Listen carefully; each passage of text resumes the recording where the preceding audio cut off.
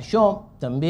a casa nostra preocupa perquè nosaltres sempre hem sabut disfrutar d'aquests grans esdeveniments esportius que, a més, tenen una molt bona audiència, una audiència de masses i, a més, amb una penetració, amb una influència social molt important, els hem tingut en obert i en català. El que estic convençut és que, vagin o no al mercat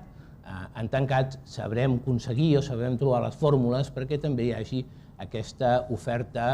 de grans esdeveniments en català. Hem de recordar que fa tot just una setmana es donava a conèixer que el mateix Canal Plus oferiria una sèrie de pel·lícules, concretament 100 pel·lícules, i 11 sèries